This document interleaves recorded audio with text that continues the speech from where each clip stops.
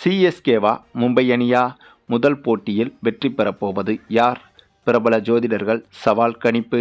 அதாவது 18வது ஐபிஎல் சீசனாவது இந்த மாதம் 22ஆம் தேதி முதல் தொடங்கி மே மாதம் 25ஆம் தேதி வரை நடக்கவிருக்கிறது.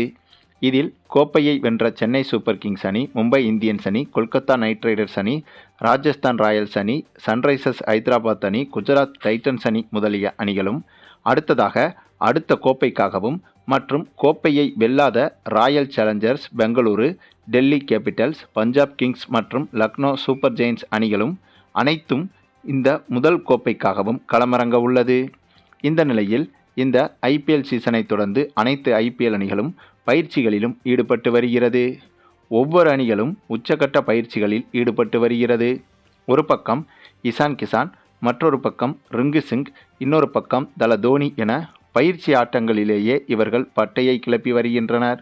அதே சமயம் இந்த ஐபிஎல் சீசனில் சிஎஸ்கே அணி மோதப்போகும் முதல் போட்டியில் மும்பை அணியை எதிர்கொள்ள இருக்கிறது. இந்த போட்டி வரும் ஞாயிற்றுக்கிழமை தொடங்க உள்ளது. இந்த போட்டியில் மும்பை அணிக்கு பெரும் பின்னடைவாக ஹார்திக் பாண்டியா விளையாட மாட்டார். ஏனென்றால் கடந்த ஐபிஎல் சீசனில் இவர் கடைசி ஒரு சில போட்டிகளில் பந்து வீச தாமதமாக்கியதால் இவருக்கு அடுத்த 2 போட்டிகளில் பங்கேற்க தடை விதிக்கப்பட்டது.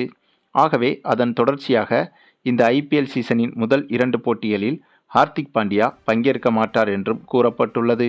இதனால் முதல் போட்டியில் சூரியகுமார் யாதவ் தான் கேப்டனாக செயல்படுகிறார். அதன்படி இந்த முதல் போட்டியில் இதில் எந்த அணி வெற்றி பெறும் என்று தற்போது பிரபல ஜோதிடர்களும் அவர்களுடைய ஜோதிட கணிப்புகளை வெளியிட்டுள்ளனர்.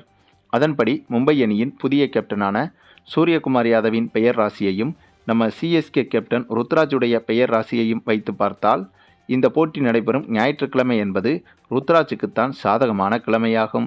சூரியகுமார் யாதவுக்கு அதிர்ஷ்டம் இல்லாத கிழமையாகும். அதே போல இந்த போட்டி நடைபெறும் தேதி என்பது சூரியகுமார் யாதவுக்கு அதிர்ஷ்டமான தேதியாகும். நம்ம ருத்ராஜுக்கு ஓரளவுக்கு அதிர்ஷ்டமான தேதிதான்.